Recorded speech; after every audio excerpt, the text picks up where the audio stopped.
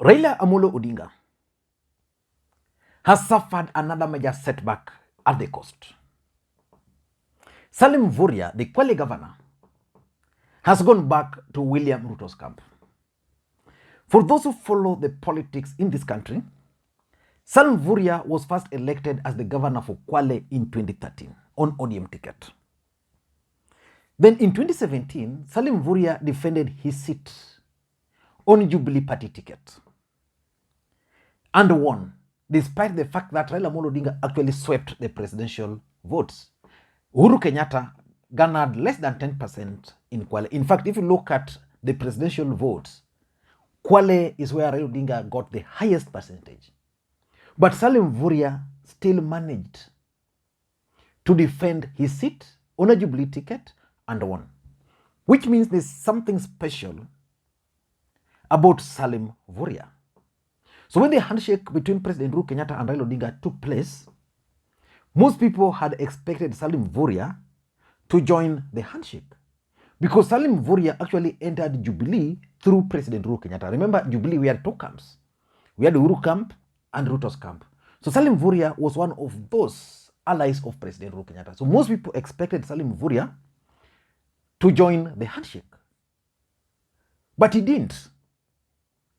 But at some point, he started expressing his interest in working with Raila Odinga. And they started talking.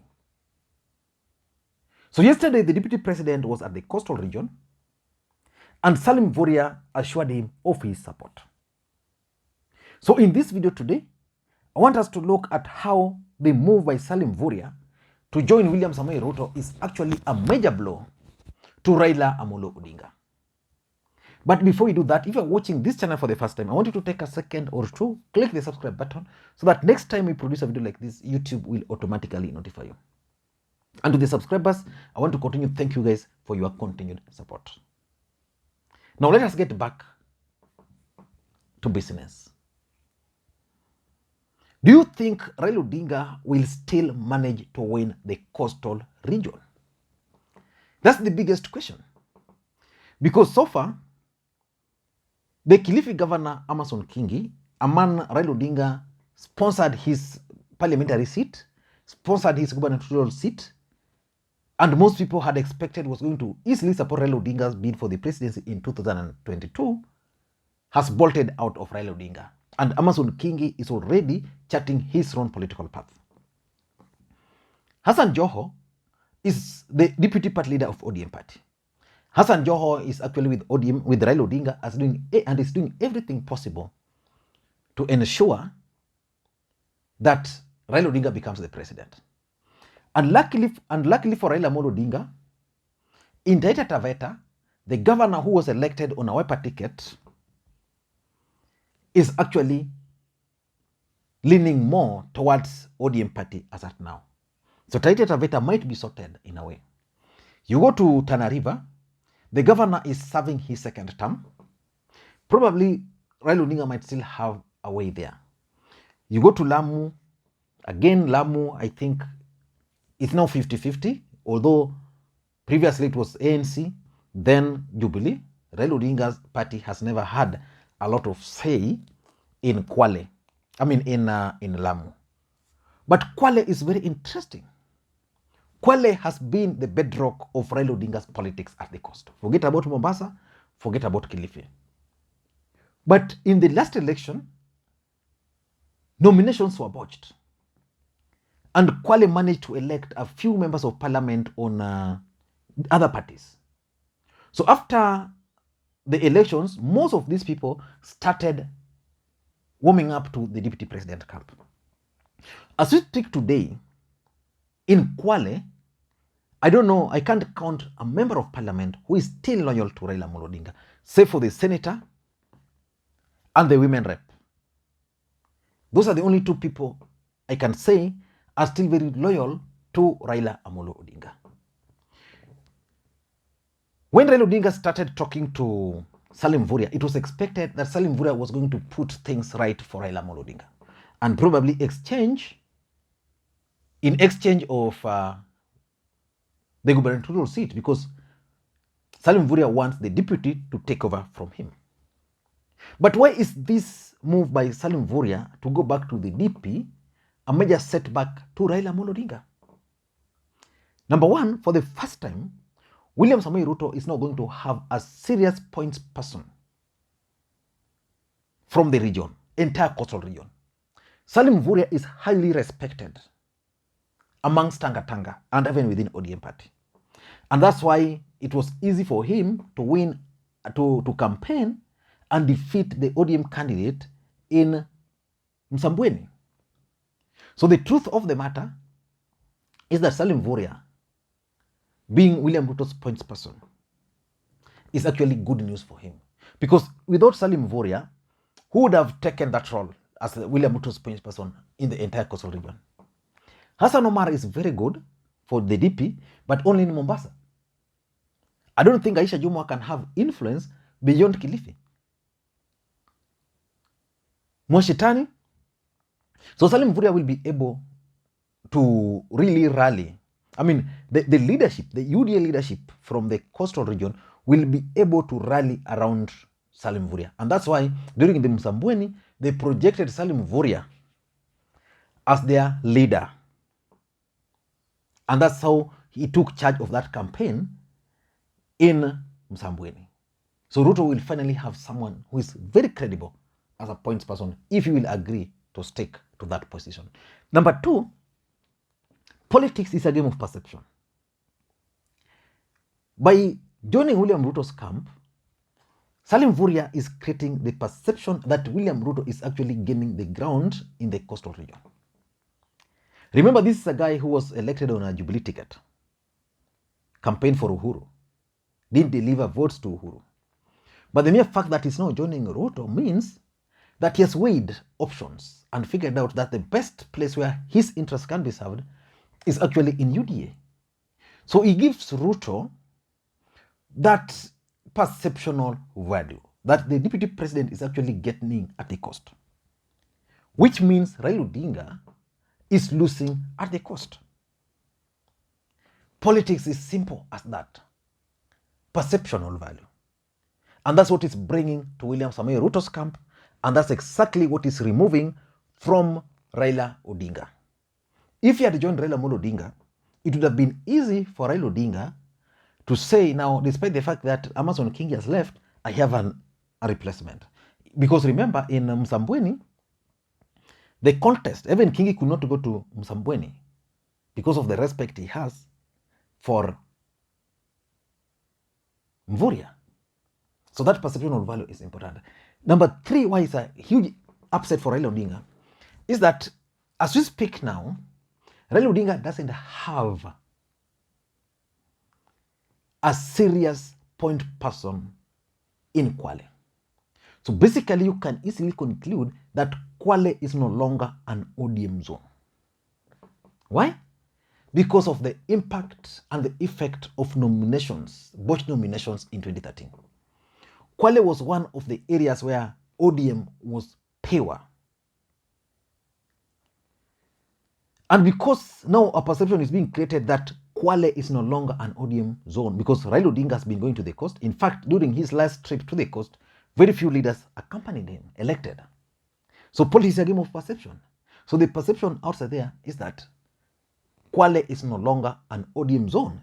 You add it to the fact that the governor was elected on a Jubilee ticket, Mwashetani was elected on a Jubilee ticket, Benjamin Tayari was elected on ANC ticket, I think.